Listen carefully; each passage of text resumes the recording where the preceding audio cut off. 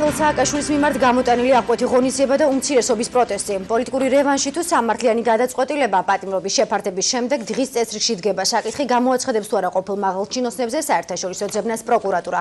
ნახეთ ნათია ლომაძის სიუჟეტი. საქართველოს ყოფილ პრეზიდენტ წინასწარი პატიმრობა შეეფარდა. მიხეილ სააკაშვილის საქმეზე სხდომა წუხელ გაიმართა.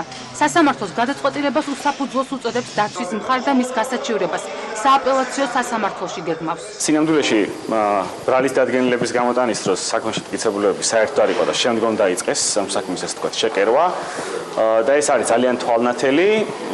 მე ვფიქრობ, რომ ეს გადაწყვეტილება ალოგიკური არ გახლავთ, ვინაიდან სამწუხაროდ პროკურატურა როგორც ინსტრუმენტი გამოიყენება პოლიტიკური დევნისთვის. დღეს ბრალდების ხარებ სასამართლოზე გამოიკვლია წარადგინა უამრავი ვიდეო სიუჟეტი, სადაც თვითონ თავად ბრალდებული მიხეილ სააკაშვილი აკეთებდა განცხადებებს თავის დროზე, აქ ლაპარაკი 2007 წლის 7 და 8 ნოემბრის განცხადებებზე, სადაც ფაქტობრივად თვითონვე ადასტურებდა იმ ბრალდებას, რომელიც დღეს იქნა ჩვენს მიერ წაყენებული. ყოფილი პრეზიდენტისთვის აღმკვეთ ღონისძიებად პატიმრობის შეფარდება საპარლამენტო უმცირესობა ეხმაურება.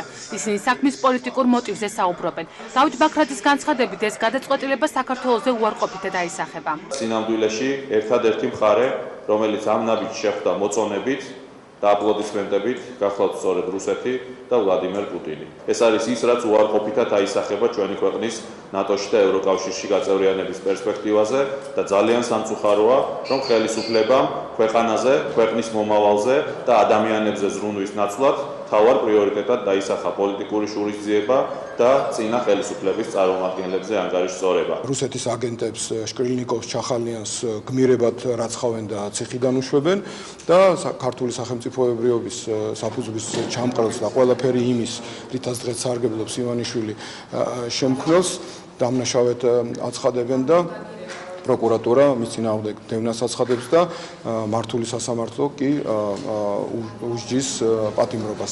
ექს-პრეზიდენტზე საერთაშორისო ძებნის დაწყებას არ გამორიცხავენ უმრავლესობის წევრები. ამბობენ, რომ სასამართლო გადაწყვეტილების შემდეგ კანონის შესაბამისად მომდევნო ნაბიჯი პროკურატურამ უნდა გადადგას.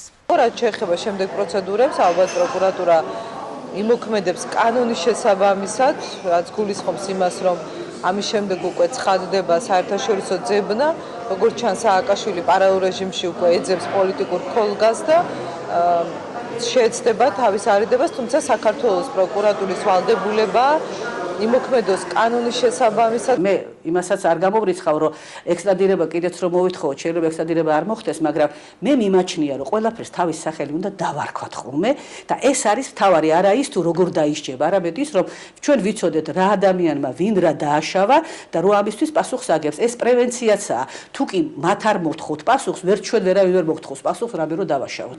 ამიტომ ეს არის სამართლიანობა ჩემთვის ამას ნიშნავს და არა მანდა მაინც იმას, რომ თქვათ ყველანი ციხეში. მიხეილ სააკაშვილთან ერთად პატიმრობა შეეფარდა ყოფილ მაღალჩინოსნებს, დავით კეზერაშვილსა და ზურაბ ადეიშვილს.